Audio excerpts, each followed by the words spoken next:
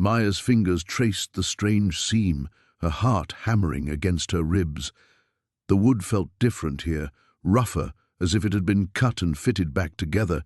She'd grown up with this dresser in Grandma Lily's house, had helped polish it every Sunday after church, but she'd never noticed this imperfection before.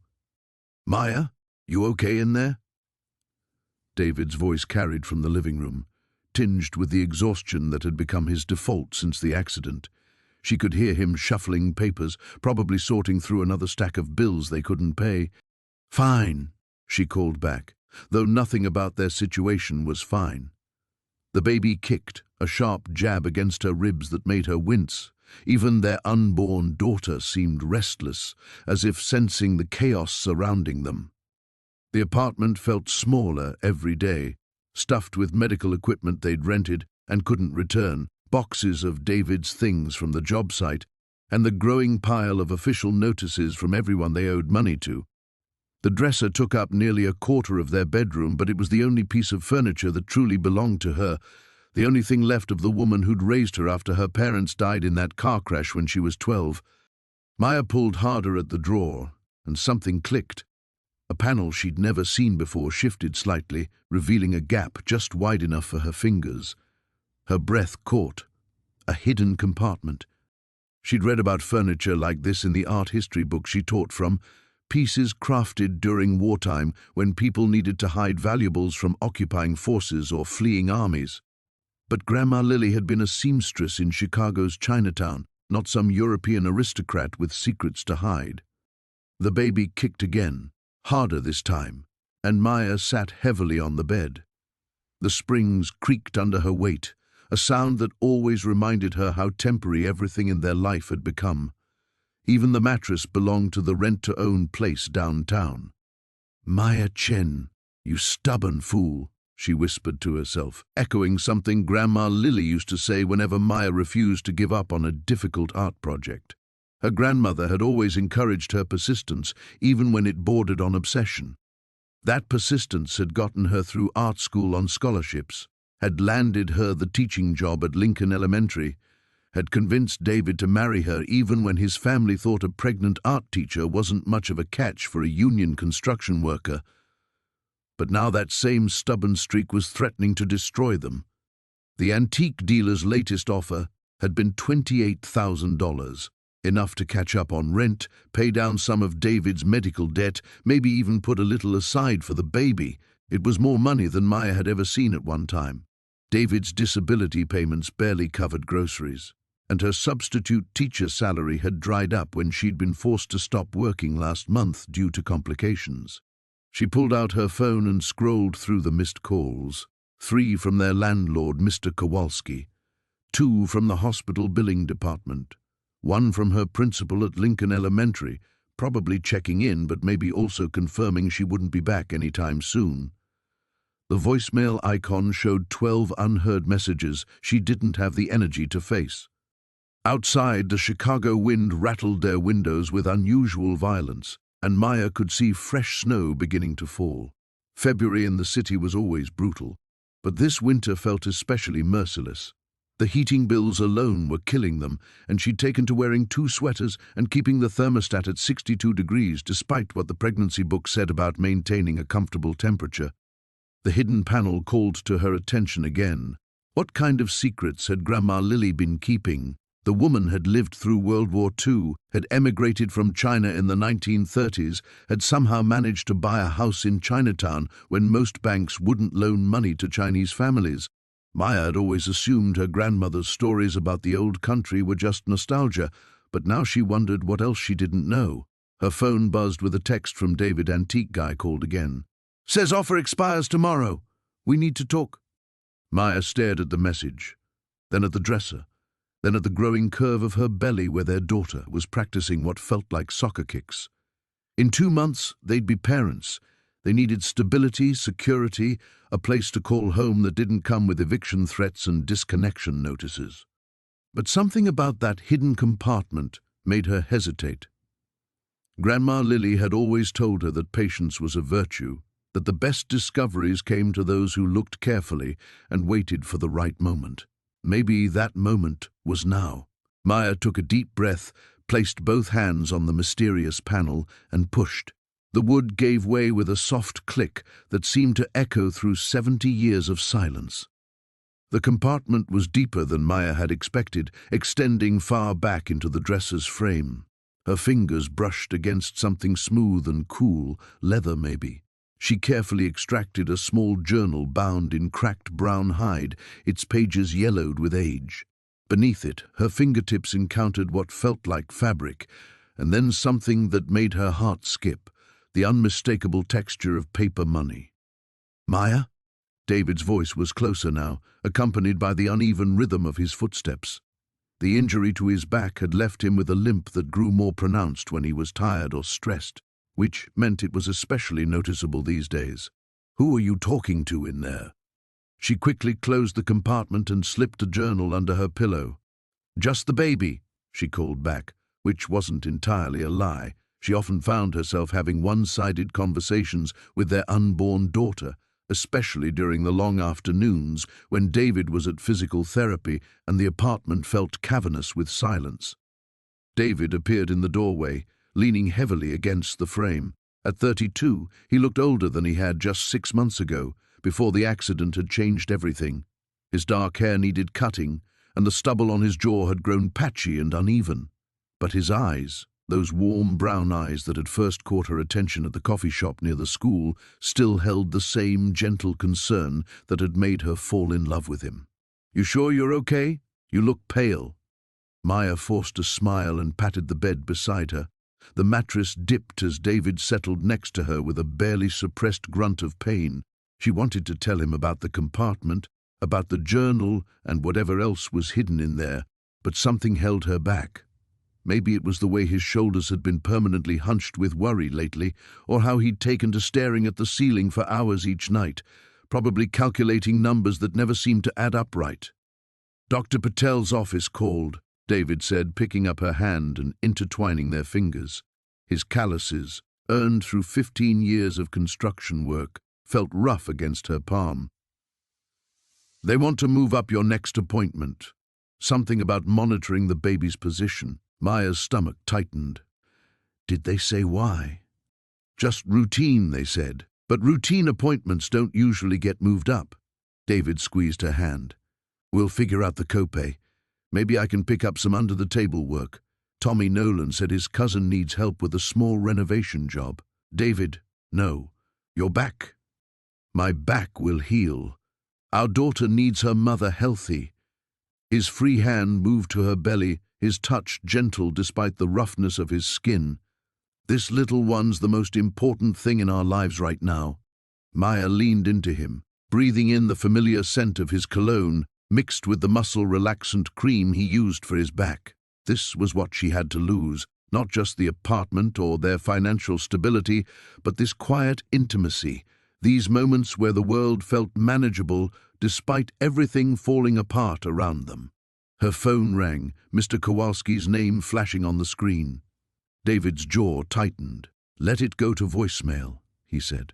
"He's just doing his job. His job is destroying our lives." Maya didn't answer the call, but she couldn't ignore the weight of it. Mr. Kowalski wasn't a bad man. He'd actually been patient with them longer than most landlords would have been. But patience had limits, and they'd reached his weeks ago. The eviction notice taped to their door served as a daily reminder that they were living on borrowed time. "The antique dealer called me directly," David said quietly. "Richard Bauer. He's coming by tomorrow morning to make a final assessment of the dresser. Says he might be able to go as high as 32,000 if the provenance checks out." 32,000. Enough to start over somewhere smaller, maybe even put a deposit down on a little house in one of the outer neighborhoods where Maya could still commute to work once the baby was old enough for daycare. It was more money than either of them had ever imagined having at once. But the journal under her pillow seemed to pulse with hidden weight. Grandma Lily had survived the Japanese occupation of China, had somehow made her way across an ocean during wartime, had built a life in a country that hadn't exactly welcomed Chinese immigrants with open arms. Women like that didn't hide sentimental trinkets in secret compartments. Maya thought about the stories her grandmother used to tell during those long Sunday afternoons. Stories about narrow escapes and careful planning, about the importance of keeping certain things hidden until the right moment arrived. At the time, Maya had assumed they were just tales meant to entertain a grieving 12-year-old. Now she wondered what else she'd been too young or too naive to understand. The baby shifted inside her, a rolling motion that made Maya's breath catch. 2 more months until their daughter entered this uncertain world. 2 more months to figure out how to be the kind of parents who could provide security and stability. But first, she needed to know what Grandma Lily had been hiding all these years. That night, Maya waited until David's breathing settled into the rhythmic pattern that meant his pain medication had finally kicked in. The prescription bottle on his nightstand was nearly empty again, another expense they couldn't afford, another conversation with insurance companies that led nowhere but frustration. She slipped the journal from beneath her pillow, her hands trembling slightly as she opened to the first page. The ink had faded to a rusty brown, but Grandma Lily's careful handwriting was still legible. October 15th, 1943. The package arrived today. Heinrich was right to be suspicious of the Vienna route. We will need to find another way. Maya's heart stuttered. Heinrich, Vienna? These weren't the gentle reminiscences about life in Shanghai that her grandmother had shared during those Sunday afternoons. This read like something from a spy novel. She flipped through several more pages, catching fragments that made even less sense, references to the network, coordinates that might have been locations, lists of names she didn't recognize. On one page, her grandmother had sketched what looked like a map, with various routes marked between cities across Europe. The baby kicked hard as if responding to Maya's racing pulse.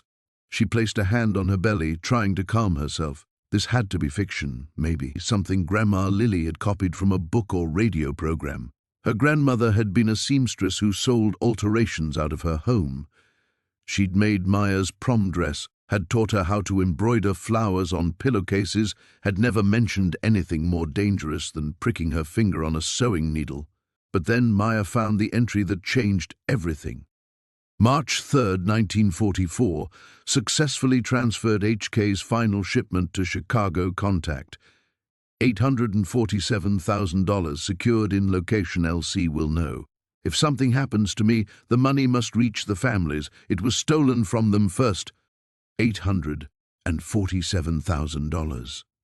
Maya read the number 3 times, her mind struggling to process it. Even accounting for inflation, that was an enormous sum for 1944. And what did Grandma Lily mean by stolen from them first? She turned the page with shaking fingers and found something that made her blood run cold, a detailed drawing of the very dresser she was sitting beside, complete with measurements and notations showing the exact location of the hidden compartment. Below it, her grandmother had written, "For Maya, the only one stubborn enough to find it when the time comes." The journal slipped from Maya's hands and landed on the floor with a soft thud. David stirred but didn't wake. Maya stared at the dresser, her mind reeling. Grandma Lily had known.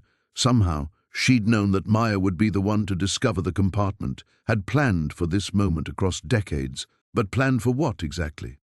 With hands that felt disconnected from her body, Maya reopened the hidden compartment and felt deeper inside. Her fingers encountered the fabric she'd noticed earlier, canvas, wrapped around something rectangular and heavy. She carefully extracted the package and unwrapped it on the bed beside her. Bundles of money spilled out, more cash than she'd ever seen in one place. The bills were old, some in denominations she'd never encountered, but they looked pristine, as if they'd been carefully preserved. Maya picked up one bundle with trembling fingers. Each bill was crisp, unblemished, and very real. Her phone buzzed with a text message, making her jump. The display showed an unknown number. "Miss Chen, we understand you recently came into possession of certain items belonging to your grandmother. We would very much like to discuss this with you. Tomorrow, 2 p.m., Lincoln Park Zoo, near the penguin exhibit. Come alone. This is in your family's best interest." Maya's hands went numb. She dropped the phone, and it clattered against the hardwood floor.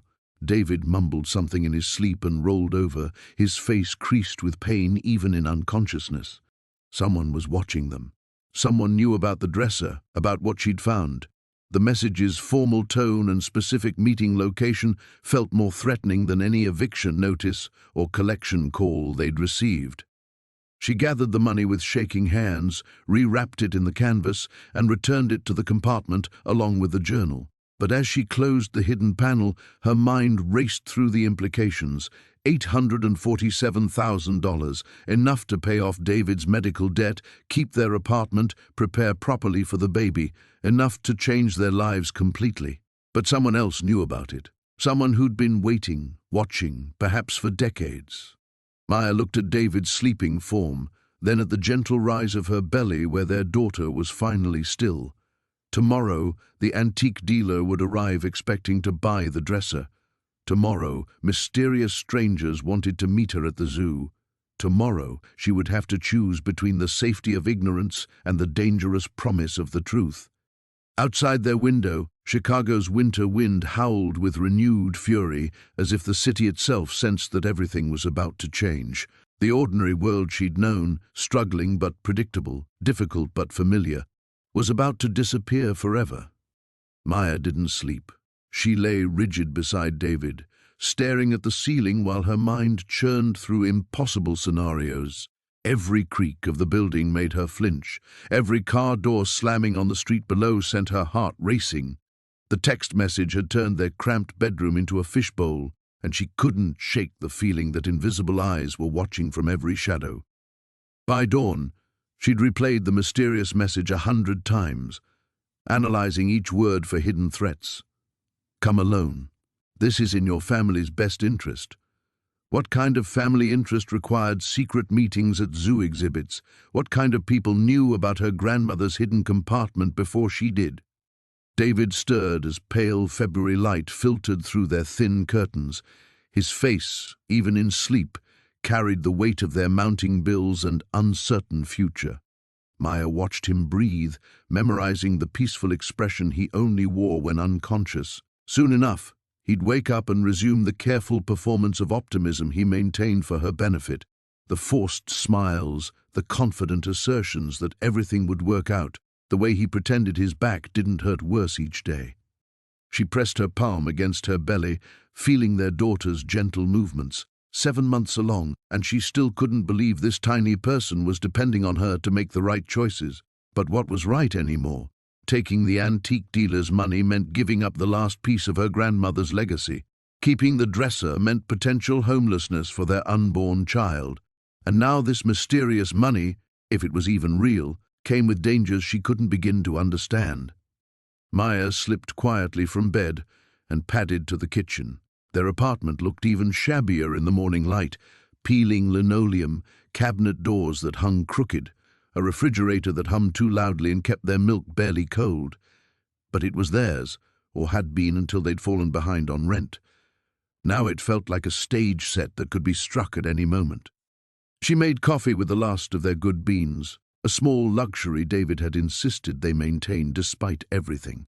Some things are worth the cost, he'd said, and Maya had loved him fiercely for believing that small pleasures still mattered when everything else was falling apart.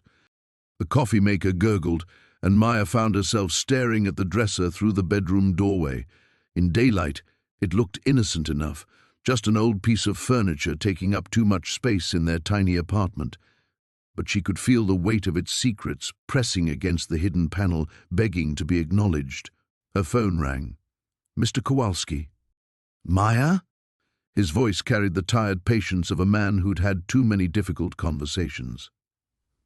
"I'm sorry to call so early, but we need to talk." "I know. The rent. We're working on it. The eviction hearing is scheduled for Friday. If you can't bring me at least half of what you owe by Wednesday, I won't be able to stop the process." He paused, and Maya could hear traffic in the background. He was probably calling from his car, squeezing this unpleasant task between other appointments. "I like you and David, you're good people, but I've got my own family to think about." Maya gripped the phone tighter. Wednesday was 3 days away. The antique dealer was coming this morning. The mysterious meeting at the zoo was this afternoon. Everything was converging with terrifying speed. "I understand, Mr. Kowalski. We'll figure something out." But as she hung up, Maya wondered what exactly they were going to figure out. Even if she sold the dresser, even if the antique dealer's offer materialized into actual cash, they'd still be drowning in David's medical debt. His workers' compensation claim was tied up in legal battles that could take months to resolve. Her substitute teaching income had evaporated when pregnancy complications forced her to stop working. The baby kicked, a sharp jab against her ribs that made Maya gasp. Their daughter was getting stronger, more real every day. Soon she'd be here, needing diapers and formula and a safe place to sleep. The thought of raising a newborn in their car or in one of the city's overcrowded shelters made Maya's chest tight with panic. David appeared in the kitchen doorway, hair sticking up at odd angles. Couldn't sleep. The baby was restless. It wasn't entirely a lie. Maya poured him coffee, noting how carefully he moved, how he favored his left side to protect his injured back. 6 months ago, David could carry her up 2 flights of stairs without breathing hard. Now he winced getting out of bed. Richard Bauer called. "He'll be here at 10. David accepted the coffee gratefully, inhaling the steam before taking a sip. "Maya, I know this is hard. That dresser is important to you, but we're out of options." She wanted to tell him everything, about the journal, the money, the threatening text message that had turned their problems into something much more dangerous. But David was barely holding himself together as it was. Adding mysterious strangers and wartime secrets to his list of worries felt cruel. Instead, Maya nodded and tried to smile. "I know. You're right." But even as she spoke the words, her grandmother's voice echoed in her memory. "Maya Chen, you stubborn fool." Some kinds of stubbornness were worth the cost. Maya watched David shuffle toward the bathroom, his movements careful and measured. The sound of running water muffled his quiet groan as he bent to splash his face.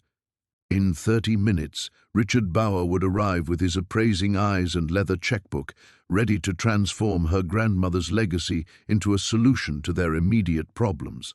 In 6 hours, mysterious strangers would expect her at the penguin exhibit, with answers to questions she didn't understand. The weight of decision pressed against her chest like a physical thing.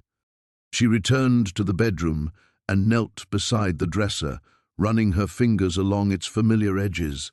The mahogany was cool beneath her palm, worn smooth by decades of her grandmother's touch. Maya pressed the hidden mechanism and watched the secret compartment slide open, revealing the canvas-wrapped bundle that had changed everything. Her phone buzzed. Another text from the unknown number. "Remember, 2 p.m. Your cooperation ensures your family's safety." Maya's hands trembled as she read the words, "Your family's safety." The polite phrasing couldn't disguise the implicit threat. Someone had been watching them, waiting for this moment. But waiting for what exactly? And how long had they been watching? She thought about her grandmother's journal entry for Maya, the only one stubborn enough to find it when the time comes. Grandma Lily had planned this moment across decades, had somehow known that Maya would be the one to inherit both the dresser and its secrets. But she'd also known that possessing this knowledge would be dangerous. The baby shifted inside her, a rolling movement that made Maya's breath catch. Her daughter's life was supposed to be simple: diapers and lullabies, first steps and bedtime stories, not wartime secrets and threatening messages from shadowy organizations that hunted Nazi gold. Maya pulled out the journal and flipped to a passage she'd read 3 times during the sleepless night. "The money belongs to families whose lives were destroyed. I took it from those who stole it first. But taking it was the easy part. Returning it safely requires someone stronger than I am, someone willing to risk everything for what's right." The bathroom door opened, and David emerged with his hair combed and his face shaved, looking more like the man she'd married and less like the defeated stranger he'd become since the accident. He was trying so hard to be strong for her, to maintain the illusion that he could still protect their small family from the forces threatening to tear their life apart. "You're reading something," he said, noticing the journal in her hands. "What is it?" Maya's mouth went dry. This was the moment. She could tell him everything, share the burden and the danger, or she could lie, protect him from knowledge that might destroy what remained of his optimism. "It's nothing, just something I found in the dresser." David's eyes sharpened. Even exhausted and medicated, he could read her better than anyone. "Maya, what aren't you telling me?" The doorbell rang, cutting through the tension like a blade. Richard Bauer, punctual and professional, ready to solve their problems with a cashier's check and a bill of sale. Maya could give him the dresser, take his money, and pretend she'd never found the hidden compartment. They could pay Mr. Kowalski, buy themselves time to figure out David's medical debt, prepare for their daughter's arrival like normal people facing normal problems. But as she stood to answer the door, Maya felt something shift inside her chest. Her grandmother's voice whispered from memory, "Maya Chen, you stubborn fool." For the first time in months, Maya understood that her stubbornness wasn't a character flaw. It was her inheritance. Grandma Lily had survived the Japanese occupation, had smuggled Nazi gold away from its thieves, had built a new life in America through sheer force of will. She'd been stubborn enough to preserve dangerous secrets for 70 years, waiting for someone equally stubborn to finish what she'd started. The doorbell rang again. David moved toward the front door, but Maya caught his arm. "Don't answer it." "Maya, what?" "I can't sell the dresser."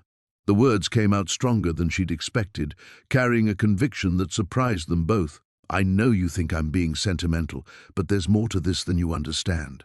There's something I have to do first."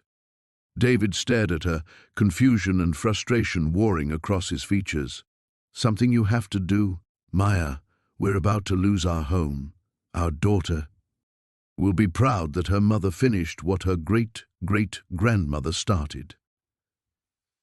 Maya pressed the journal into his hands, her decision crystallizing with each word.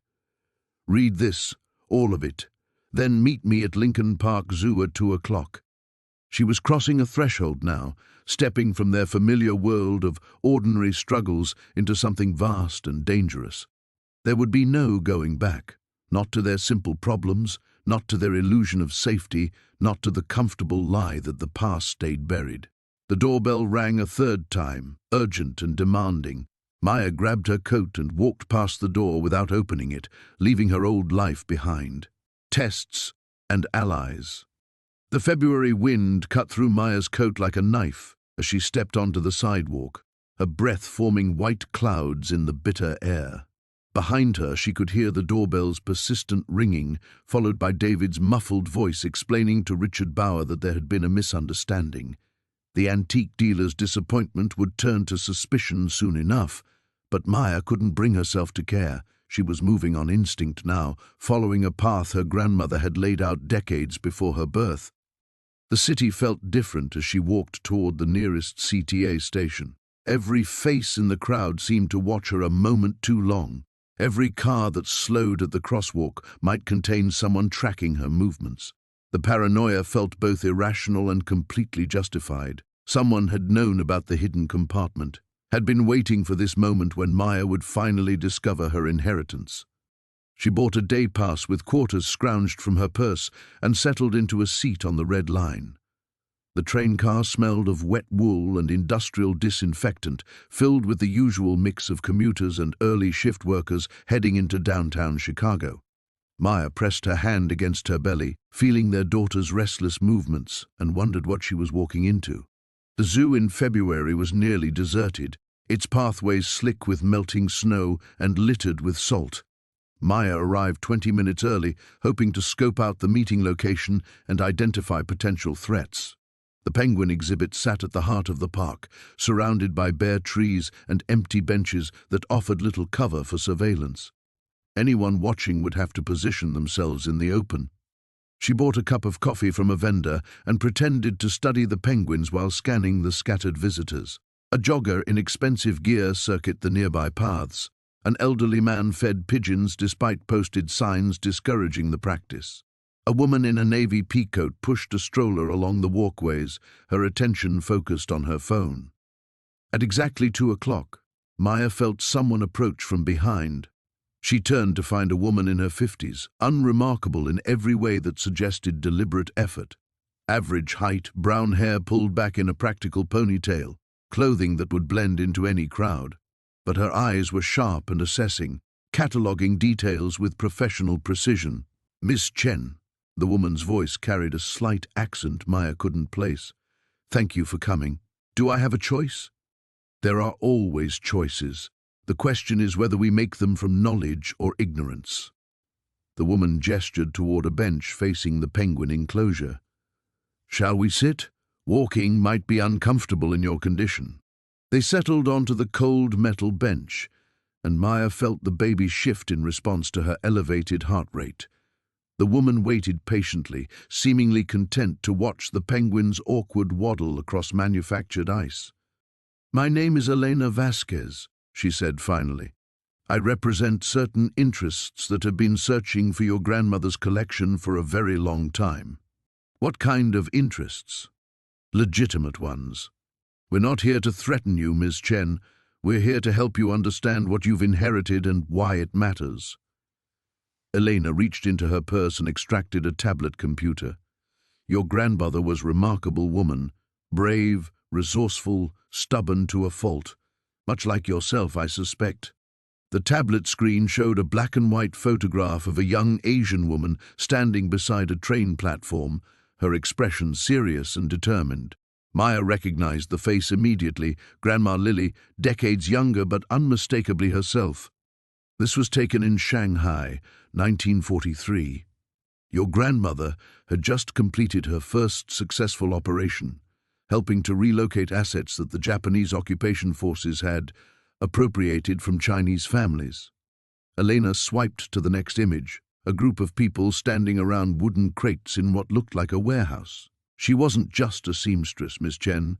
She was part of a network that helped preserve cultural treasures and personal wealth from systematic theft." Maya stared at the photographs, trying to reconcile these images of her grandmother as a covert operative with the gentle woman who had taught her to embroider flowers. "You're saying she was some kind of spy?" "She was someone who understood that survival sometimes requires extraordinary measures." Elena's voice carried a note of respect. "The money you found represents the final piece of a collection that has been missing for 80 years. It belongs to families whose descendants are still alive, still waiting for justice. Then take it." The words came out more forcefully than Maya intended, drawing curious looks from a passing couple. "Take the money and return it to whoever it belongs to. I don't want any part of this." Elena's expression softened with something that might have been sympathy. "I'm afraid it's not that simple. The money is evidence in ongoing legal proceedings. Simply possessing it makes you a person of interest to multiple governments and several less official organizations. You can't return it without proper documentation, and you can't keep it without understanding the risks." "What kind of risks?" "The kind that made your grandmother hide this secret for 70 years. Elena stood, tucking the tablet back into her purse. "Miss Chen, there are people who have spent decades hunting for this treasure, people who view your grandmother's network as thieves rather than heroes. They know you have the money, and they won't be as polite as we are." Maya's mouth went dry. "Are you threatening me?" "I'm warning you. Tomorrow, 3 o'clock, Millennium Park near the Bean. Come with your husband this time. He deserves to understand what he's protecting." Elena paused, her expression growing serious. "And Ms. Chen, don't trust anyone else who claims to want to help. The next people who contact you won't be on your side." She walked away before Maya could respond, leaving her alone on the bench with more questions than answers and the terrible certainty that her ordinary life was disappearing forever. Maya sat frozen on the bench for 10 minutes after Elena disappeared, watching the penguins dive and surface in their artificial habitat, while her mind raced through implications she couldn't fully grasp. The money hidden in her grandmother's dresser wasn't just their salvation. It was evidence in legal proceedings that spanned decades, multiple governments, less official organizations. The phrases echoed in her head like warnings. Her phone buzzed with a text from David. Bauer left angry. "What's going on?" Where are you? Maya typed back, coming home. We need to talk. But even as she sent the message, she wondered how to explain that their simple financial crisis had transformed into something that threatened their safety. Elena's warning replayed in her mind. The next people who contact you won't be on your side. The train ride home felt endless. Maya found herself studying every passenger, wondering if any of them were watching her. The businessman with the expensive briefcase who boarded at Fullerton, the college student who kept glancing up from her textbook, the maintenance worker whose uniform looked somehow too clean. By the time she reached her stop, Maya's hands were shaking. David was waiting in the kitchen when she arrived, her grandmother's journal spread open on the table beside his empty coffee cup. His expression was unreadable, part confusion, part anger, part something that might have been awe. I read it, he said without preamble. The whole thing. Maya, what the hell have we gotten ourselves into? She shed her coat and sat across from him, noting how the journal's revelations had changed his posture. David looked older somehow, burdened by knowledge he'd never asked for. I don't know, but we're in it now, whether we want to be or not. That woman at the zoo, Elena. You trust her? Maya considered the question carefully. I don't trust anyone right now. But she knew things about Grandma Lily that weren't in the journal. She had photographs, David. Pictures of Grandma as a young woman, doing things I never imagined. David flipped through the journal pages, his finger tracing their grandmother's careful handwriting. According to this, the money we found is worth almost $1 million, even if it's not legally ours, even if we have to give it back eventually. We could use it as collateral, get a loan, buy ourselves time. You want to gamble with stolen Nazi gold? Maya's voice came out sharper than intended. David, people are looking for this money. Elena made it sound like we're already in danger just from knowing about it. We're already in danger from eviction. David closed the journal with more force than necessary.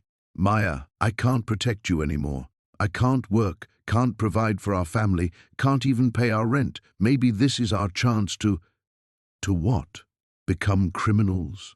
Maya felt their daughter kick, a sharp reminder of what they stood to lose. Elena wants to meet again tomorrow.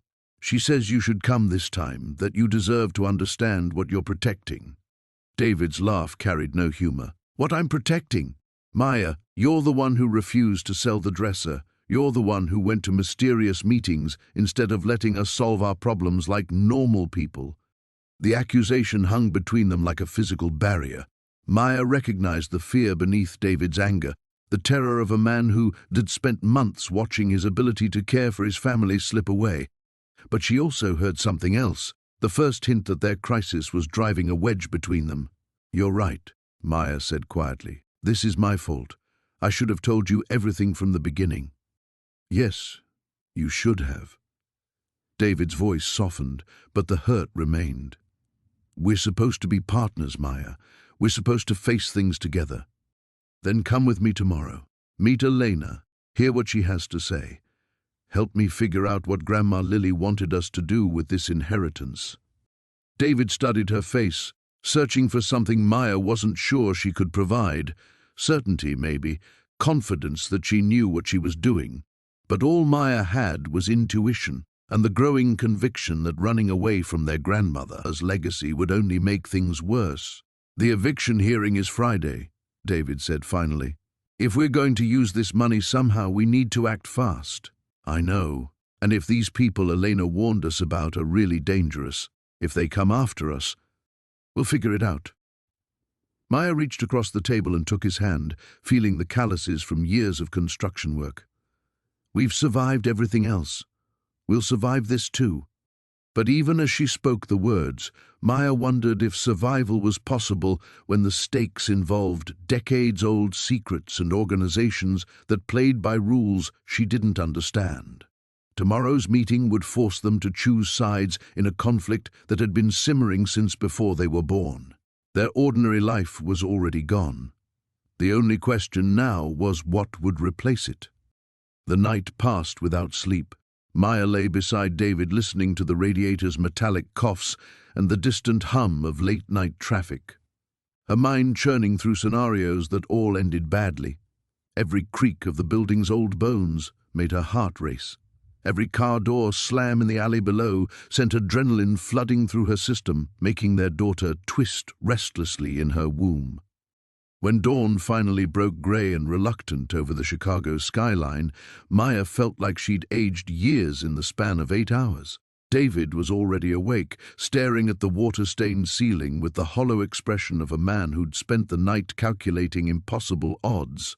"I keep thinking about what Elena said," he whispered, "about people who won't be as polite as she was." Maya pressed closer to his warmth, feeling the solid reality of his body against the growing unreality of their situation. "Maybe we should just take the money and run. Leave Chicago. Start over somewhere else." "With what?" "Maya, I can barely walk to the corner without my back seizing up. You're 7 months pregnant. Where exactly would we run to?" The question hung unanswered as they prepared for what felt like their last normal morning. David moved carefully through his physical therapy routine while Maya made coffee and tried to eat toast that tasted like cardboard. The dresser loomed in their bedroom doorway, its ornate mahogany surfaces now seeming to pulse with hidden menace. At noon, Maya's phone rang. Unknown number. "Miss Chen?" The voice was crisp, professional, unmistakably American. "My name is Dr. Marcus Webb. I represent a consortium of historical preservation societies. We understand you've come into possession of certain wartime artifacts." Maya's blood turned to ice water. "I don't know what you're talking about." "I think you do. We're prepared to offer you $3 million for the complete collection. No questions asked, no legal complications. Consider it a finder's fee for returning stolen property to its rightful place in history." $3 million. Enough to solve every problem they'd ever had, enough to secure their daughter's future beyond their wildest dreams. But Elena's warning echoed in Maya's mind.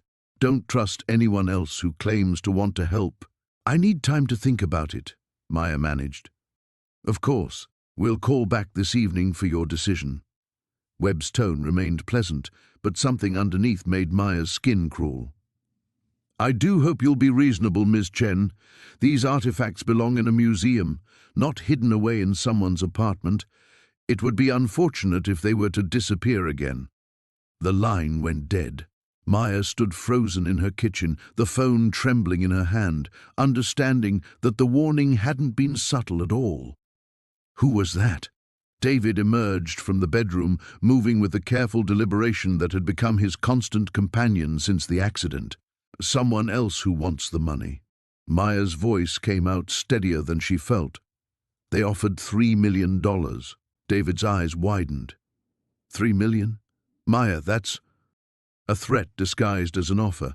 She grabbed her coat with sudden urgency. "We need to leave, now. Elena said 3 o'clock, but I think we should get there early, see if anyone else is watching." But as Maya reached for the door handle, she heard footsteps in the hallway outside their apartment. Slow, deliberate, stopping directly in front of their door. A soft knock followed, polite, patient, terrifying in its normalcy. "Miss Chen?" Another unfamiliar voice, this one carrying a slight accent she couldn't identify. "We'd like to speak with you about your grandmother's collection." Maya and David locked eyes across their small living room. No escape through the front door. The fire escape outside their bedroom window was 3 stories up, impossible for David to navigate in his condition and dangerous for Maya in her pregnancy. They were trapped. The knock came again, still polite but somehow more insistent. "We know you're inside, Miss Chen. We're not here to hurt you. We simply want to discuss a mutually beneficial arrangement." Maya grabbed her phone and texted Elena, "They're here, at our apartment. Help." The response came back immediately. "Don't open the door. Back room. Wait for my signal." "We're just going to wait here until you're ready to talk," the voice continued from the hallway. "We have all day." Maya sank onto their couch, David beside her, both of them staring at the door that suddenly seemed as fragile as paper. Their daughter kicked frantically, responding to Maya's spiking heart rate, and Maya realized with crystalline clarity that this moment, trapped in their own home by forces they didn't understand, protecting secrets they'd never asked for, was the beginning of an ordeal that would test everything they thought they knew about survival, loyalty, and the price of family legacy. The ordinary world was officially dead. Whatever came next would demand everything they had. The minutes crawled by like hours. Maya counted each second by the rhythm of her racing heartbeat, while the voices in the hallway continued their patient vigil. David sat rigid beside her, his injured back forgotten in the face of immediate danger, both of them afraid to move, afraid to breathe too loudly. "Miss Chen, we're reasonable people," the accented voice called through the door. "We understand this situation must be frightening for you. Perhaps we could send up some food. You must be hungry carrying a child." The casual mention of her pregnancy sent ice through Maya's veins. These weren't random treasure hunters. They knew details about her life, her condition, her vulnerability. She pressed her hand to her belly, feeling their daughter's agitated movements, and wondered if her stubborn attachment to the dresser had doomed them all. Her phone buzzed with another text from Elena, "Building surrounded. 3 exits blocked. Need 30 minutes. 30 minutes. Maya typed back with trembling fingers, "Don't have 30 minutes. They know I'm pregnant." The response was immediate and chilling. "Whatever they offer, say no. These are not the good guys. We know you've been in contact with Elena Vasquez," the voice continued, as if reading her phone over her shoulder. "I'm afraid she's given you some rather incomplete information about your grandmother's activities. Ms. Vasquez represents parties who profited considerably from wartime chaos. We represent the legitimate governments who were robbed." David grabbed Maya's hand so tightly she winced. In the space of 48 hours, their simple financial crisis had spiraled into an international incident involving multiple governments, shadowy organizations, and competing claims to Nazi gold. The enormity of it made her dizzy. A new voice joined the conversation outside their door, female, younger, speaking in rapid German. Maya caught fragments: Police, schnell, das Geld. Whatever they were discussing, the tone was growing more urgent.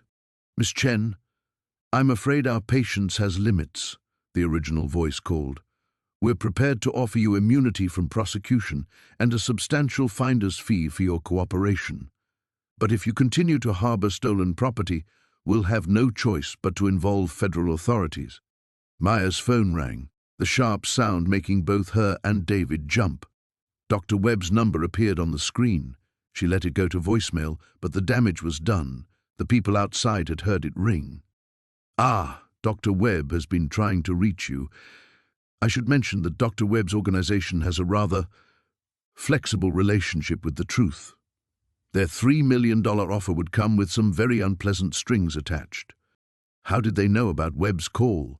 Maya felt the walls of her small apartment closing in. The safe space she and David had built together transformed into a prison. Every alley seemed suspect, every offer tainted with hidden agendas, every choice leading toward disaster. The German voice spoke again, more insistently this time.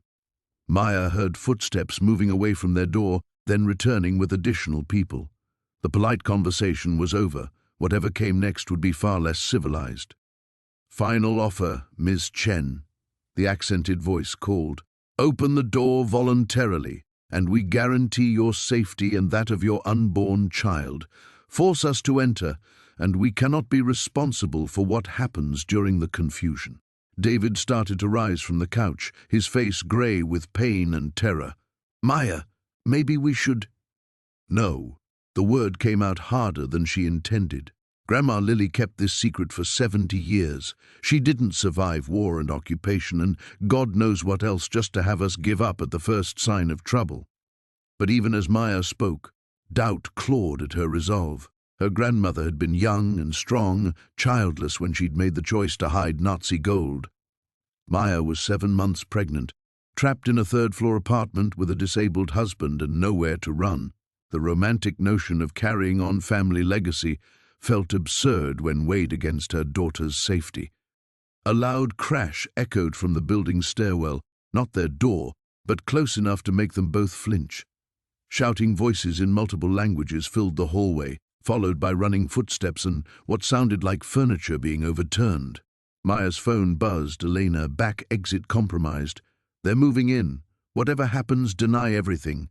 Claim ignorance. The irony was devastating.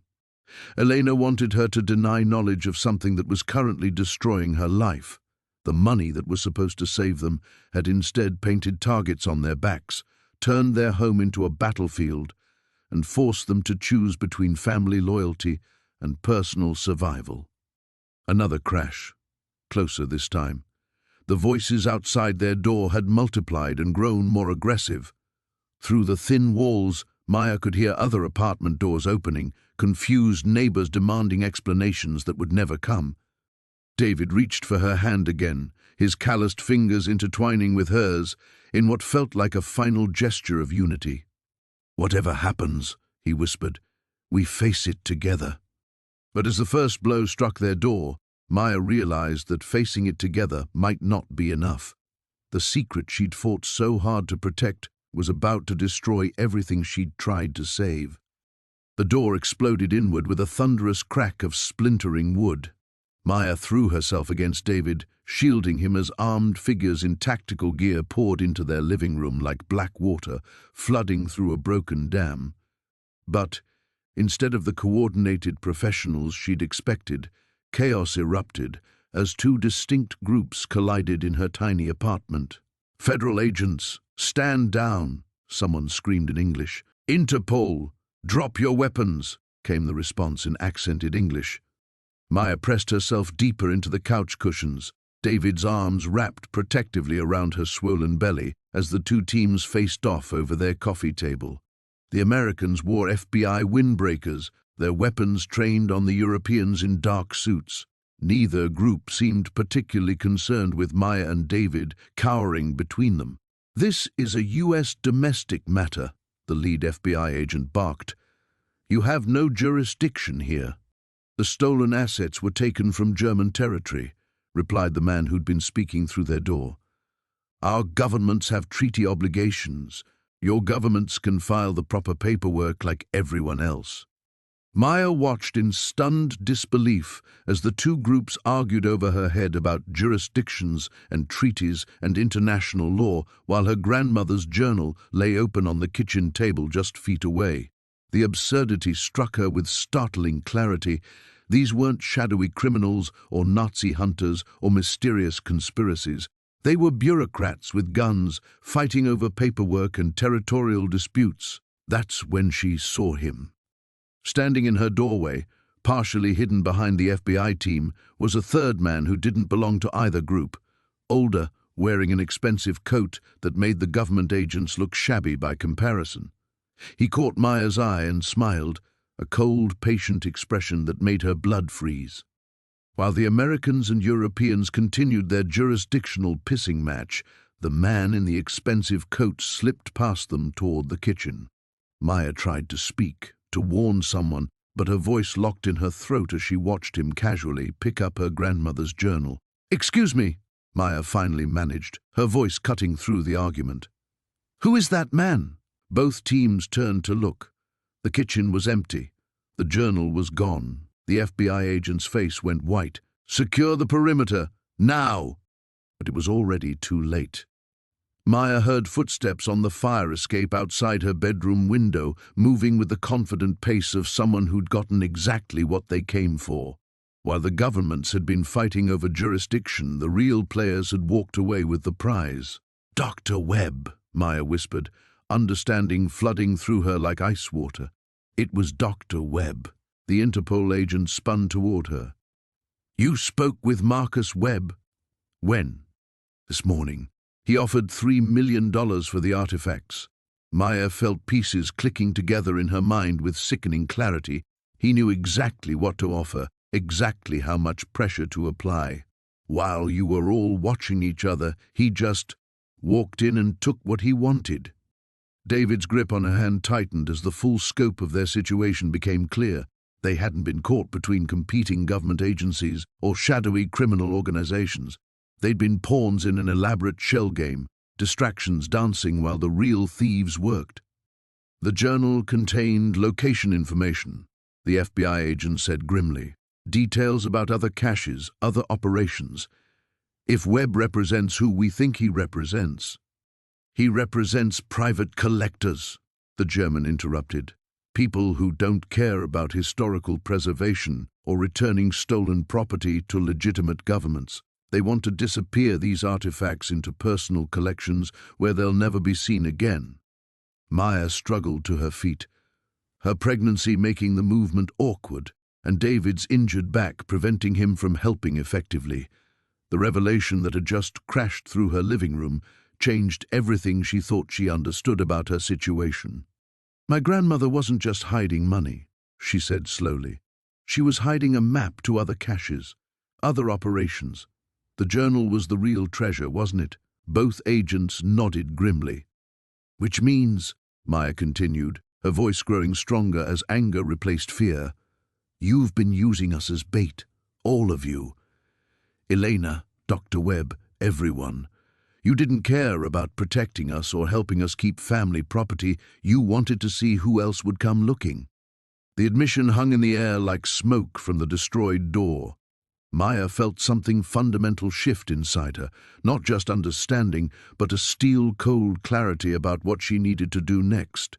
They'd made her a target by assuming she was helpless. They'd underestimated her by treating her like a victim instead of Lily Chen's granddaughter. Where's Elena? Maya asked. Missing, the FBI agent admitted. Has been for 6 hours. Maya reached for her coat with deliberate calm. The game had been rigged from the beginning, but now she understood the rules. More importantly, she understood that everyone else was playing by the wrong ones. Then I guess it's time I stopped being the bait, she said, and started being the hunter. The words hung in the air like a challenge thrown down among the wreckage of her living room. Maya watched both teams of agents exchange glances, uncertain, reassessing, clearly unprepared for the pregnant victim to declare war on everyone who'd been manipulating her. Mrs. Chen, the FBI agent, began carefully, you need to understand the danger. I understand perfectly. Maya moved toward the bedroom, stepping over chunks of splintered door frame.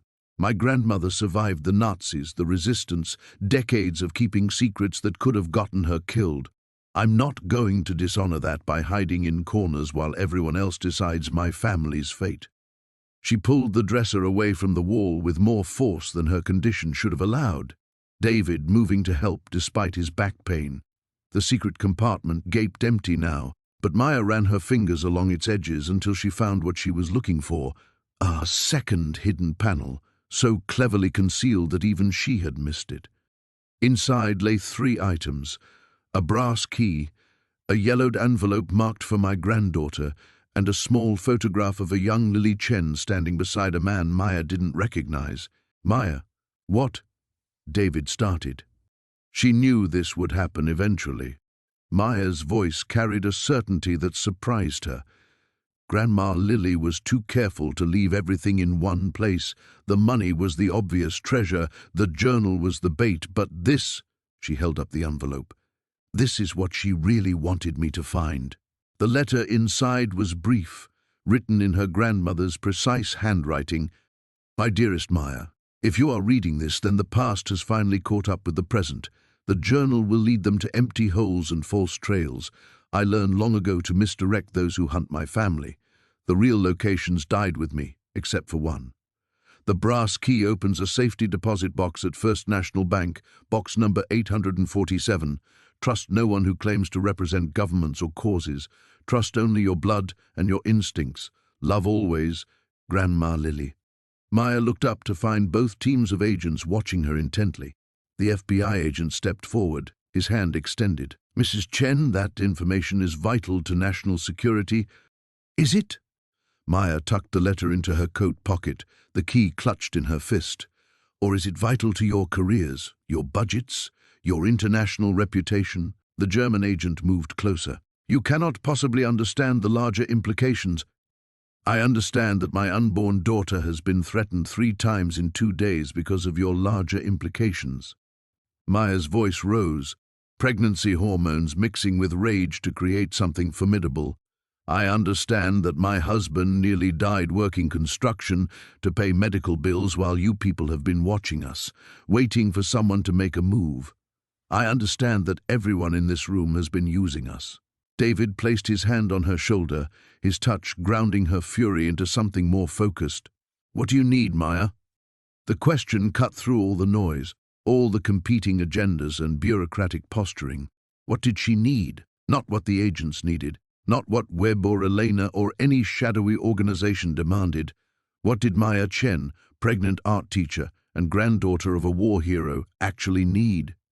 "I need 20 minutes head start," she said, looking directly at the FBI agent.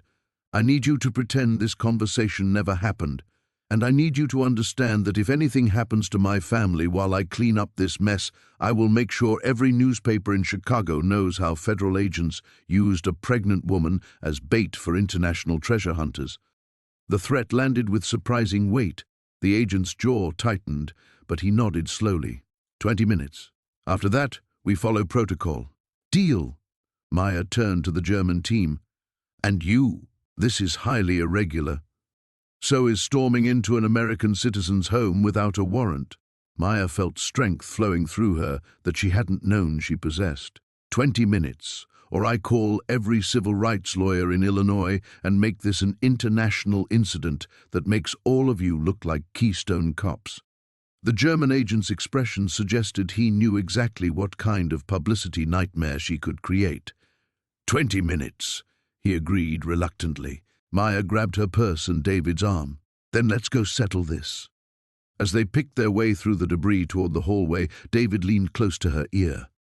"You realize we have no plan beyond getting to that bank?" "Yes, we do." Maya's hand moved protectively over her belly, where their daughter was kicking with what felt like approval. "We're going to finish what Grandma Lily started. We're going to take control of our own story." Behind them, she could hear the agents already arguing about jurisdiction and procedure and protocols. But for the first time in days, Maya wasn't listening to anyone else's agenda. She was finally ready to write her own. The frigid February wind hit Maya's face like a slap as they emerged from their building's front entrance. 20 minutes. The clock was already ticking, and she could feel the weight of every second pressing against her chest. David limped beside her, his construction injury making their pace frustratingly slow, but Maya forced herself not to rush him. They were in this together, just like he'd promised upstairs. "Maya," David said as they reached the sidewalk, "are you absolutely sure about this? We could still go back, hand everything over to the FBI, let them sort it out." She paused, one hand on her swollen belly where their daughter was moving restlessly. The smart choice, the safe choice, would be exactly what David suggested. Walk away, let the professionals handle the international intrigue, return to their simple life of medical bills and eviction notices. But looking back at their apartment building, knowing that teams of armed agents were upstairs arguing over jurisdiction while Dr. Webb disappeared with her grandmother's journal, Maya realized that simple life was already gone forever. "There is no going back," she said quietly. "Even if we give them everything, we'll always be witnesses to something bigger than ourselves. We'll always be loose ends that need managing." She turned to face him fully, seeing her own fear reflected in his eyes. "The only way out is through, David, and the only way through is on our terms." The cab ride to First National Bank passed in tense silence. Maya watched the familiar Chicago streets blur past, thinking about how different everything looked when you knew you were being hunted. Every parked car might contain surveillance. Every pedestrian might be following them. Every intersection might be where their 20-minute head start finally ran out. Her phone buzzed constantly. Calls from unknown numbers, text messages from Elena's number that she no longer trusted, even a voicemail from someone claiming to represent the Heritage Recovery Foundation. Maya ignored them all. Grandma Lily's letter had been clear: trust no one who claimed to represent causes or governments. Trust only blood and instincts. "What happens if the safety deposit box is empty?" David asked, as the bank came into view. "Then we figure out what comes next." Maya checked the time on her phone, 14 minutes remaining, but it won't be empty. Grandma Lily didn't survive everything she survived just to send me on a wild goose chase. Inside the bank, Maya's pregnancy and obvious distress worked in their favor. The manager, a middle-aged woman named Mrs. Patterson, expedited the process with sympathetic efficiency. Within minutes, Maya was holding safety deposit box 847 in a private viewing room, the brass key trembling in her fingers. "Whatever's in here," David said, "we face it together." Maya turned the key and lifted the lid. Inside lay a single item, a modern USB drive wrapped in a note written in Grandma Lily's handwriting. But this note was different, recent, the paper crisp and new. "Maya, I wrote this on your 25th birthday, knowing the time was coming when you might need the truth. The journal they will fight over contains real information about operations I participated in, but not the most important ones. This drive contains records of Nazi gold that was never recovered, never claimed, never turned over to any government. It belongs to the families who suffered, and I've spent 70 years tracking down their descendants. Most of the gold has already been returned quietly, but 12 caches remain. The coordinates are encrypted on this drive, along with genealogy records of the rightful heirs. If something happens to me before I finish this work, it becomes your responsibility. Not because you're my blood, but because you're the only person I trust to see it through without being corrupted by greed or politics. The password is your daughter's name. Finish what I started, Maya. But remember, honor matters more than gold. Love always, Grandma Lily." Maya stared at the note, her mind reeling. Her grandmother had written this 3 years ago, somehow knowing that Maya would one day be pregnant with a daughter, somehow anticipating everything that had led to this moment. "Maya?" David's voice seemed to come from very far away. "What does it say?" She looked up at him, understanding finally clicking into place. "It says Grandma Lily knew exactly what would happen. The money in the dresser, the journal, even the agents breaking down our door, she orchestrated all of it." Maya's voice grew stronger as the pieces fell together. "She turned us into bait too, David, but not to catch criminals or government agencies." "Then who?" Maya held up the USB drive, feeling its weight like a weapon in her palm. She wanted to draw out everyone who'd been hunting her work for decades, everyone who thought they had a claim to what she'd hidden. And now they're all here, in Chicago, focused on us. She smiled, feeling her grandmother's steel resolve flowing through her veins. "Which means they're exactly where we want them." The final confrontation wasn't coming. Maya was about to create it herself. Maya closed the safety deposit box with deliberate precision, tucking the USB drive into her coat's inner pocket, where she could feel it against her ribs like a heartbeat. The bank's fluorescent lights hummed overhead, marking seconds in a rhythm that matched her pulse.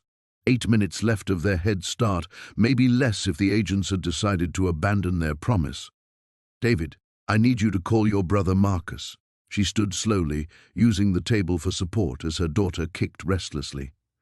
"Tell him to meet us at Navy Pier, South Entrance, in exactly 1 hour. Tell him to bring his laptop and make sure he's not followed." "Maya, what are you planning?"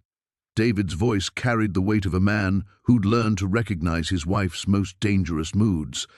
"Marcus is a software engineer, not some kind of... He's family." Maya's interruption cut through his protest with surgical precision. "And right now, family is the only currency I trust." She moved toward the door, her mind already 3 steps ahead, calculating angles and possibilities her grandmother would have been proud of. "Besides, we're going to need someone who understands encryption if we're going to finish this properly." The winter air outside felt sharper now, cutting through Maya's coat as if the city itself had turned hostile. She could see her breath in small puffs as they walked, each exhalation marking another second stolen from their rapidly shrinking timeline. The streets looked different through the lens of genuine danger. Every shadow might hide surveillance, every car might contain enemies who'd been patient enough to wait 70 years for this moment. "Explain it to me," David said as they hailed another cab. "All of it.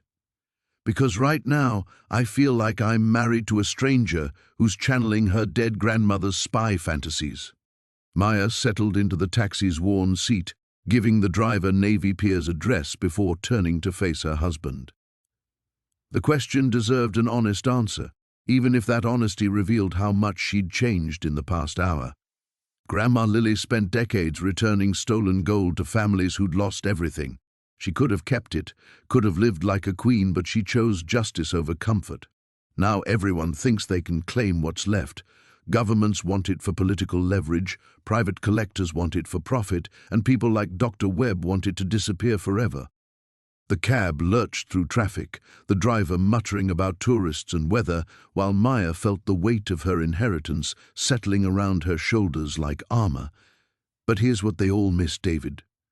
Grandma Lily didn't just hide treasure, she created a test. Everyone who came looking proved exactly why they couldn't be trusted with it. And you think you can be trusted? David's question held no accusation, only the careful concern of someone who'd watched his wife transform from struggling art teacher to something far more formidable in the space of days. Maya's hand moved to her belly, where their daughter was moving with restless energy that seemed to mirror her own. I think I have to try, because the alternative is letting everyone else decide what justice looks like, and they've already shown me their version involves using pregnant women as bait and breaking down doors in the middle of the night. The taxi pulled up to Navy Pier's entrance as fat snowflakes began falling from the grey February sky. Maya paid the driver and stepped onto the sidewalk, feeling the familiar weight of Lake Michigan's presence stretching endlessly to the horizon. This place held memories, childhood visits with her grandmother, quiet walks when the tourist crowds had gone home, moments of peace in a city that rarely offered them. She brought me here once, Maya said as they walked toward the south entrance. I was maybe 8 years old, and she told me stories about her childhood in China, about coming to America with nothing but hope and determination. I always thought they were just stories. David took her arm as they navigated patches of ice near the pier's railing. What did she really tell you? That sometimes the most important battles are fought not with weapons or politics, but with patience. That real power comes from understanding what people want and giving them just enough rope to hang themselves. Maya stopped walking, her eyes fixed on the grey lake water below. She's been playing a 70-year game, David, and somehow she arranged for me to make the final move. Marcus appeared exactly on time, his familiar lanky frame emerging from the pier's interior with a laptop bag slung across his shoulder. Maya's brother-in-law had always been the quiet one in their family gatherings, more comfortable with code than conversation. But today she needed exactly that combination of technical skill and family loyalty. Maya? David said this was urgent, but Marcus stopped mid-sentence as he took in their appearance, the strain visible in their faces, the way Maya's hand never left her coat pocket. Jesus, what kind of trouble are you in? Maya pulled out the USB drive, holding it between them like a declaration of war. The kind that ends today, she said, feeling her grandmother's steel resolve flowing through her voice. Are you ready to help me finish something that started before we were born? The final test had begun, and Maya Chen was finally ready to play by her own rules. Marcus stared at the USB drive in Maya's hand for a long moment, his engineer's mind clearly processing calculations beyond mere technical specifications. The pier around them was nearly empty, February's bite having driven away all but the most determined tourists, leaving their small family circle exposed against the stark backdrop of steel and ice. Maya, I need you to be very clear about what you're asking me to do, Marcus said finally, his voice carrying the careful precision that had made him successful in cybersecurity. Because based on how you two look right now, I'm guessing this isn't just about recovering some family documents. Before Maya could answer, her phone buzzed with a text from an unknown number. 20 minutes are up, Mrs. Chen. Navy Pier. Interesting choice. She showed the message to David and Marcus, watching their faces transform as the reality of their situation crystallized. They weren't just family members helping with a personal crisis anymore. They were participants in something that had attracted the attention of people who tracked movements across an entire city. They're here, David said, scanning the pier's approaches with new urgency. Maya, we need to move. Now. But Maya remained still, her hand protective over her belly as she made a calculation her grandmother would have recognized. "No," she said quietly. "Running is what they expect.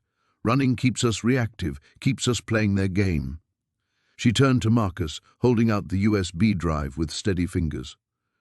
"I need you to decrypt what's on here and upload it simultaneously to 3 locations: the FBI's tip line, the Chicago Tribune's investigative team, and WikiLeaks. Can you do that from here?" Marcus's eyes widened as he understood the implications. "You want to make it public? All of it?" "I want to make it impossible to suppress." Maya's voice carried a strength that surprised even her. "Every government agency, every private collector, every shadowy organization that's been hunting this information for decades, they all lose their leverage the moment it becomes public knowledge." The sound of footsteps on the wooden pier made them all turn. Dr. Webb emerged from behind a closed concession stand, no longer bothering with her academic facade. Behind her walked 2 men in dark coats, their movements suggesting military training and current violence capability. "Mrs. Chen," Webb called out, her voice carrying across the wind with practiced authority, "I think we've all had enough games for one day. You have something that belongs to my clients, and I'm here to collect it." Maya stepped forward, placing herself between Webb's team and her family. The confrontation she'd been building toward for days was finally here, and she felt her grandmother's legacy settling around her like armor. "It doesn't belong to your clients, Dr. Webb. It never did."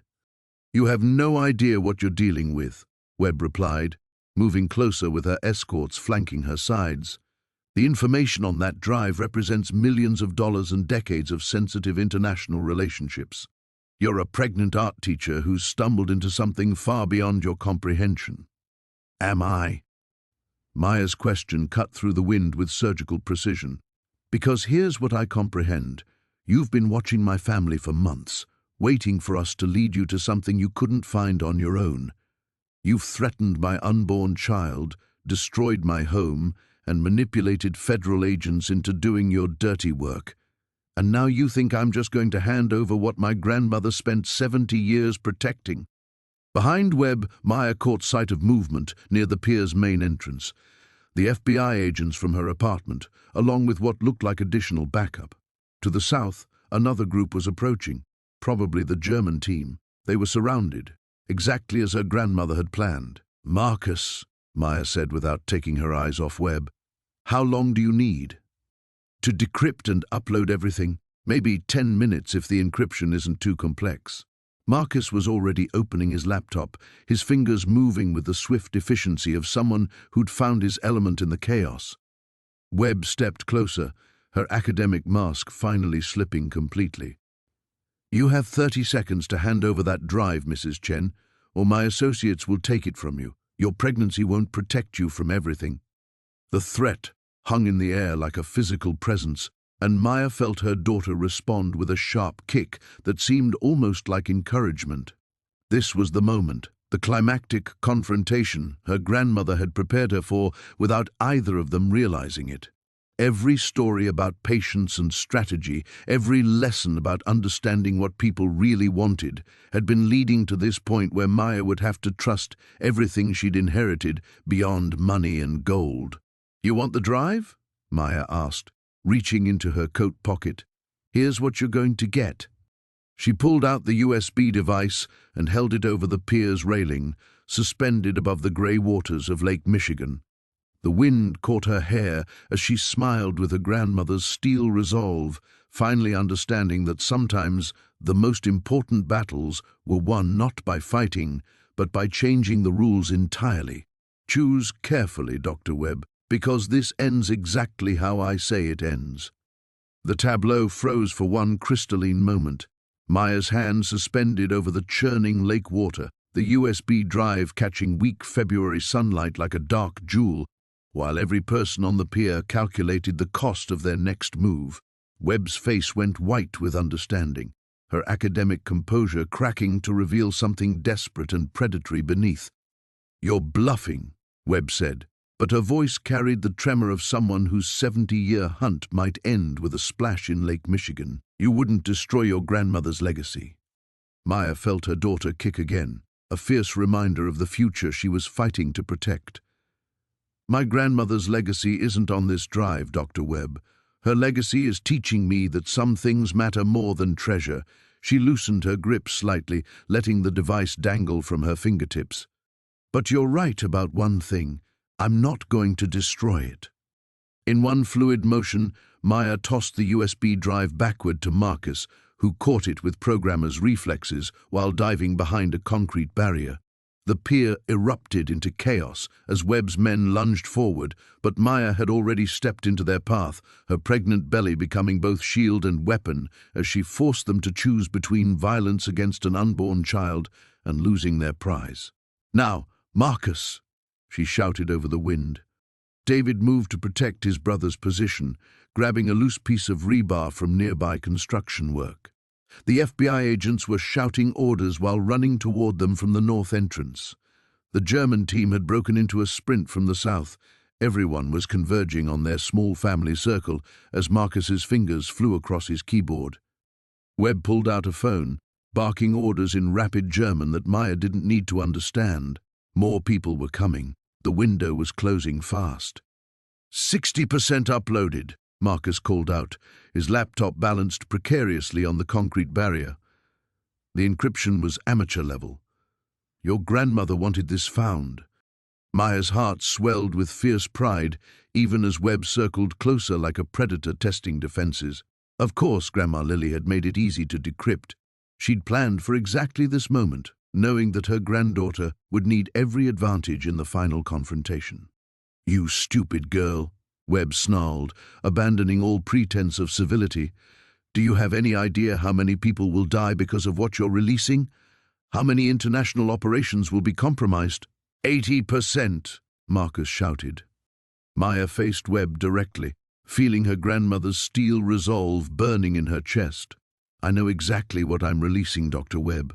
The locations of stolen Nazi gold and the names of families who never got their justice. I'm sorry if that interferes with your client's profit margins." The first gunshot cracked across the pier like thunder.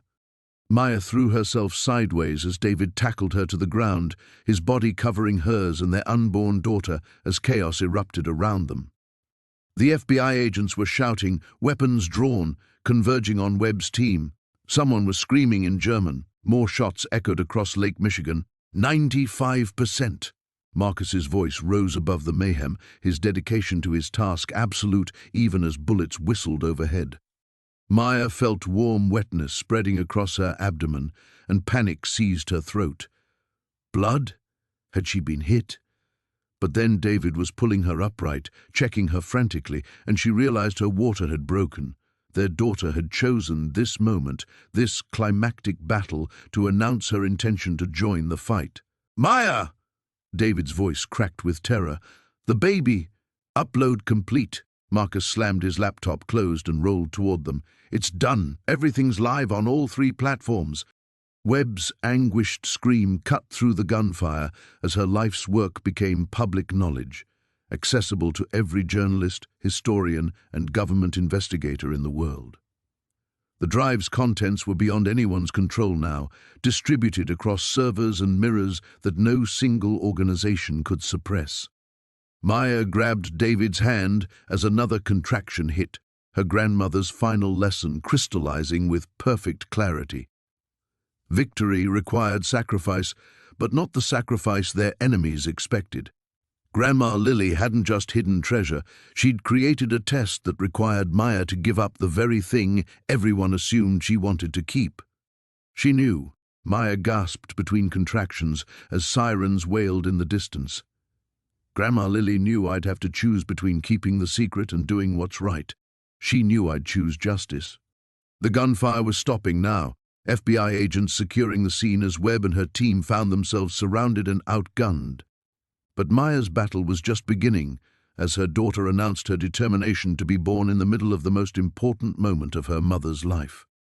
As paramedics rushed onto the pier and chaos swirled around them, Maya smiled through the pain. They'd won, but the cost was clear now. Their quiet life was over forever. Their daughter would be born into a world where they'd always be witnesses to something bigger than themselves. Some sacrifices, Maya realized as another contraction seized her, created more than they destroyed.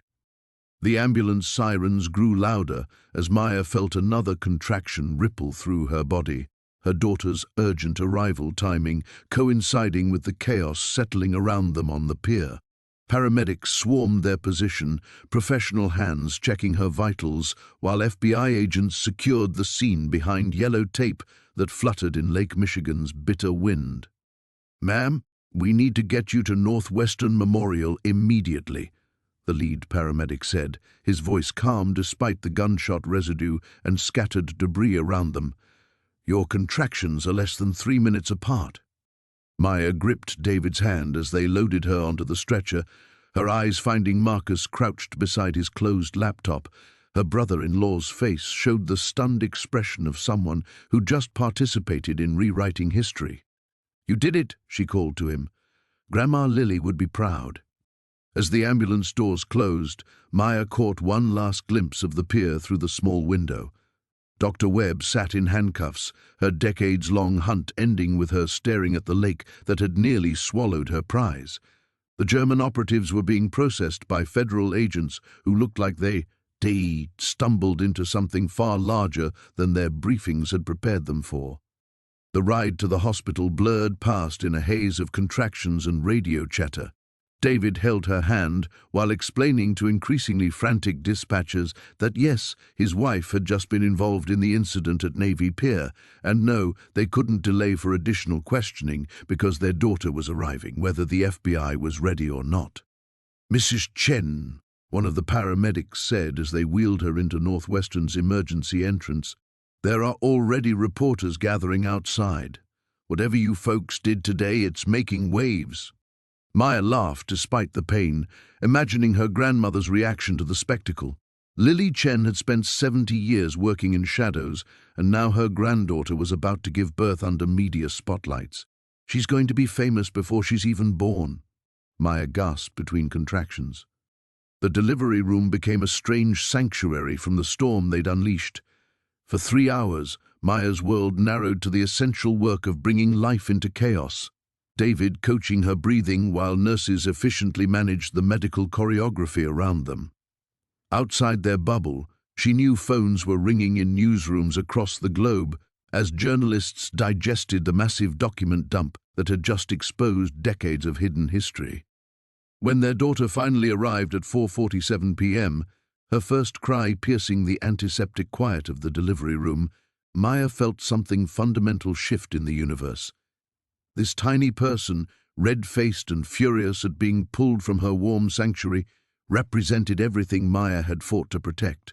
Not just family, but the promise of justice delayed but never abandoned.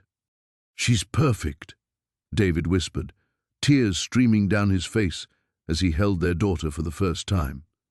"Maya, look what we did. Look who we made." A soft knock interrupted the intimate moment. Marcus peered around the doorframe, his laptop bag still slung across his shoulder like a battle trophy. "I'm sorry to interrupt, but I thought you should know. The story's gone global. Every major news outlet is running with it. The Swiss Banking Commission has already announced an investigation. 3 governments have issued statements." Maya accepted their daughter from David's careful hands, studying the tiny face that held no knowledge of the storm surrounding her birth. "What else?" "The FBI wants to interview you when you're ready, but they're calling you a witness, not a suspect." Apparently, Webb's organization had been under investigation for months. Marcus managed a tired smile. "Also, your phone has about 200 missed calls from reporters, lawyers, and what I'm pretty sure is the Smithsonian." Through the hospital room window, Maya could see news vans lined up along the street, satellite dishes pointed skyward like technological flowers seeking light. Their quiet life was indeed over, replaced by something neither comfortable nor predictable. But as she looked down at her daughter's peaceful face, Maya felt her grandmother's presence like a benediction. "What should we name her?" David asked softly. Maya considered the question, thinking of all the women who'd fought battles without recognition, who'd chosen justice over comfort, who'd planted seeds for gardens they'd never see bloom. "Lily," she said finally. "Lily Hope Chen Rodriguez." David nodded, understanding flowing between them without words. Their daughter would carry her great-grandmother's name into a world where the secrets were finally exposed, where justice delayed for 70 years was finally arriving. As evening settled over Chicago, Maya held her daughter close and watched the news coverage through the window's reflection. Somewhere in the city, families who'd given up hope decades ago were learning that their stolen heritage might finally be restored. Historians were gaining access to records that had been suppressed for generations. The truth, messy and complicated and absolutely necessary, was spreading beyond anyone's ability to contain. Maya smiled as Lily Hope's tiny fingers closed around hers. They'd won something more valuable than gold. They'd won the future. The return. 3 weeks later, Maya stood in the doorway of their new apartment in Lincoln Park. Baby Lily Hope sleeping peacefully in her arms, while movers carried in furniture that still felt surreal. The FBI's witness protection stipend, combined with a modest reward from the German government for returning stolen cultural artifacts, had lifted them from the edge of eviction to something approaching middle-class stability. But the money, Maya had discovered, was the smallest part of what had changed. "The crib goes in the nursery," she directed the movers, her voice carrying an authority that surprised her. The woman who had once whispered apologies for taking up space now spoke with quiet confidence, as if surviving death threats and international conspiracies had calibrated her understanding of what actually deserved worry. David emerged from the kitchen, paint smudges on his shirt from setting up their new life. His construction injury had healed enough for light work, but more importantly, he moved without the defeated slump that had characterized those terrible weeks in February. "The reporters are gone," he announced with satisfaction. Finally. The media attention had been intense but brief, a week of interview requests and camera crews before the news cycle moved on to fresher scandals. Maya had given exactly 3 interviews, one to the Chicago Tribune, one to a Holocaust remembrance organization, and one to a graduate student writing a thesis on wartime resistance networks. Each conversation had felt like laying flowers on her grandmother's grave. Marcus appeared in the hallway, no longer the anxious computer programmer who had hidden in his basement apartment. The man who had uploaded the files that toppled an international smuggling ring now worked as a cybersecurity consultant, his newfound confidence evident in the way he carried himself. "The Wi-Fi is set up," he reported, then grinned. "And before you ask, yes, I've installed every security protocol known to humankind. No one's hacking our baby monitor." Maya laughed, remembering how paranoid they'd all been in those first days after Navy Pier. But the arrests had held. Dr. Webb and her organization were facing prosecution in 3 countries, their network exposed and dismantled.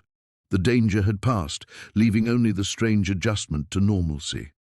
"There's something else," Marcus added, his tone shifting to the careful neutrality that meant important news.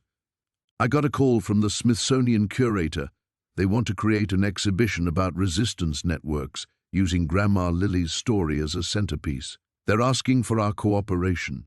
Maya looked down at her sleeping daughter, thinking of the journal that now rested in a safety deposit box, her grandmother's words preserved for history but safe from exploitation. What would that involve? Interviews, some family photos if we have them, maybe lending them a few of her personal effects. Marcus studied her face. They want to tell the story properly. Not sensationalized, but as part of the larger narrative about ordinary people who chose extraordinary courage. The old Maya would have declined immediately, terrified of the attention and responsibility. But standing in their new apartment with her daughter in her arms, Maya felt her grandmother's presence like a gentle hand on her shoulder. "Some stories deserve to be told." "Yes," she said simply. "Grandma Lily spent 70 years in shadows. It's time for her to step into the light." David wrapped his arms around them both, creating a small circle of warmth in their still unfamiliar home. "She'd be proud of you," he murmured against Maya's hair. "Of all of us, but especially you. You became who she always knew you could be." Maya closed her eyes, remembering the frightened woman who had clutched a pregnancy test in a cramped apartment that smelled of failure and broken dreams. That woman felt like a stranger now, someone she'd left behind on a pier in Lake Michigan, along with fear and the comfortable smallness of an unexamined life. "I keep thinking about what she wrote in the journal," Maya said softly, "about planting trees whose shade you'll never enjoy. She planted us, our family, our future. And now we get to plant something for Lily Hope." Through their new windows, Chicago sprawled before them in spring sunlight, the city transformed by warmth and possibility. Somewhere in those streets, Holocaust survivors were learning the fate of family treasures they'd given up for lost. Historians were rewriting textbooks with newly uncovered facts. Justice, slow and imperfect but undeniable, was taking root in soil that had seemed barren for decades. Baby Lily stirred in Maya's arms, opening dark eyes that seemed to take in her new world with fierce curiosity. This child would grow up knowing that her great-grandmother had been a hero, that her mother had chosen courage over comfort, that their family's legacy was written in acts of justice rather than accumulation of wealth. Maya kissed her daughter's forehead and smiled. They had returned to ordinary life, but they carried something extraordinary within them now, the knowledge that when history called, they had answered. Their quiet apartment held no treasures except the ones that mattered: love, truth, and the promise of better tomorrows, planted in the fertile ground of today's difficult choices. The future stretched ahead, uncertain but unafraid. Chapter 18, The New Beginning. 2 years had passed since that bitter February day when Maya had first refused to sell her grandmother's dresser, and the woman who now sat in the Museum of Contemporary Art's education wing bore little resemblance to the terrified pregnant teacher who had once apologized for existing. Maya Chen Rodriguez commanded her classroom with quiet authority, her voice carrying across the space as she guided 15 aspiring artists through an exercise in storytelling through visual media.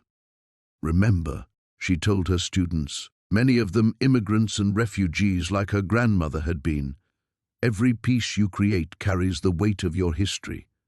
Don't be afraid of that weight. Let it make your work stronger." Through the floor-to-ceiling windows, Lake Michigan sparkled in the afternoon sun, no longer the threatening gray expanse where her life had nearly ended, but simply another part of Chicago's landscape. Maya had learned to find peace with the lake, just as she'd learned to find peace with fame she'd never sought. The Smithsonian exhibition had opened 6 months ago to considerable acclaim. Shadows and Light, Ordinary Heroes of World War II, drew record crowds, with Lily Chen's story anchoring a narrative that honored the countless individuals who had risked everything for justice. Maya had attended the opening with 2-year-old Lily Hope toddling beside her, the child's fearless exploration of the museum galleries, a perfect metaphor for the family's journey from hiding to healing. "Mrs. Rodriguez," called out Elena, one of her favorite students, "how do you decide what stories are worth telling?" Maya paused at her easel, considering the question that had haunted her own transformation. "You don't decide," she said finally. "The stories decide you. Your job is just to be brave enough to listen when they call." The classroom door opened, and David appeared, paint still under his fingernails from the community center renovation project. His construction company was completing pro bono. His business had flourished after news outlets had profiled the Navy pier hero whose pregnant wife had exposed an international conspiracy. But success hadn't changed his essential kindness. If anything, stability had revealed depths of generosity that poverty had forced him to hide. "Ladies and gentlemen," Maya announced to her class, "remember that your portfolios are due next week. Make them count. You're not just creating art, you're creating legacy." As her students gathered their supplies and filtered out into the late afternoon, chattering in multiple languages about technique and inspiration, Maya felt the familiar swell of gratitude that had become her constant companion. This job, teaching art to adults who had been denied educational opportunities, felt like the perfect synthesis of everything she'd learned about courage and second chances. "How was your day?" David asked, slipping his arms around her waist from behind as she cleaned brushes at the sink. "Profound," Maya said, leaning back against his familiar warmth. "Elena's working on a piece about her grandmother's journey from El Salvador. It's going to be extraordinary." "Speaking of extraordinary," David murmured against her ear, Marcus called. "The documentary crew wants to schedule the final interview next month. They think they'll have everything they need after that." Maya nodded, unsurprised. The documentary about the Nazi gold network had been 3 years in the making, a careful, respectful exploration of how her grandmother's courage had ultimately exposed a web of corruption that stretched across decades. Unlike the sensationalized media coverage immediately after Navy Pier, this project felt worthy of Lily Chen's sacrifice. They drove home through Lincoln Park as the city settled into evening, stopping at the daycare to collect their daughter from the patient teachers, who had grown accustomed to Lily Hope's precocious vocabulary and fearless curiosity. At barely 2 years old, she already showed signs of her great-grandmother's determined spirit, approaching every challenge with the expectation that solutions existed if you were clever enough to find them. "Mama!" Lily Hope launched herself into Maya's arms with the force of a tiny cannonball, her dark hair escaping from its careful braids and her clothes bearing evidence of a day spent exploring the world with appropriate enthusiasm. "Tell me about your day, little dragon," Maya said, using the nickname that had emerged naturally from their daughter's fierce approach to life. "I builded a castle," Lily Hope announced with pride, "for the princess who fights monsters." Maya and David exchanged glances over their daughter's head, both thinking the same thing. This child would never struggle to find her voice the way Maya had. She would grow up knowing that women could be heroes, that families were worth fighting for, that justice was not a luxury but a responsibility. At home, as they moved through the evening rhythm of dinner and bath time and bedtime stories, Maya felt the deep contentment that had replaced the constant anxiety of their early marriage. Not the absence of challenge. David's business faced the usual pressures of growth, Maya's teaching demanded constant creativity, and parenthood remained a daily adventure in controlled chaos, but the presence of purpose that made every difficulty worthwhile. After Lily Hope had finally succumbed to sleep, Maya and David sat on their small balcony with cups of tea, watching the city lights twinkle to life across the darkness. Somewhere in those lights, Maya knew, other families were struggling with choices between security and principle, between comfort and courage. The knowledge that she had faced such choices and emerged stronger felt like a gift she could offer simply by existing, by being visible proof that ordinary people could survive extraordinary circumstances. "Do you ever miss it?" David asked quietly. "The simplicity of before, when our biggest worry was just paying rent?" Maya considered the question seriously, thinking of the woman she had been, smaller, frightened, apologetic for taking up space in her own life. "I miss feeling safe," she said finally, "but I don't miss feeling powerless. I'd rather face uncertainty with the knowledge that I can handle whatever comes than live in false security built on someone else's silence." From the baby monitor on the table between them came the soft sound of their daughter's peaceful breathing, the rhythm steady and sure. Lily Hope would grow up in a world where her great-grandmother's courage was documented history, where her mother's choice to speak truth had helped heal old wounds, where justice delayed was not justice denied forever. "She'll be proud of us," David said softly, and Maya knew he meant not just their daughter, but Lily Chen, the grandmother whose love had transcended death to guide her family toward their best selves. "She already is," Maya replied, feeling the truth of it settle in her bones like benediction. Below them, Chicago stretched toward the lake and the future, a city of second chances and new beginnings. Maya closed her eyes and smiled, finally understanding her grandmother's greatest gift, not the money that had saved their immediate circumstances, but the example of a life lived in service to something larger than personal comfort. Their story had begun with a refusal to sell the past and transformed into an embrace of responsibility for the future. As the evening deepened around them, Maya held David's hand and listened to their daughter's dreams taking shape in sleep. knowing that the best chapters of their family's story were still being written. The legacy continued, planted in love and watered with courage, growing toward light that would warm generations yet to come.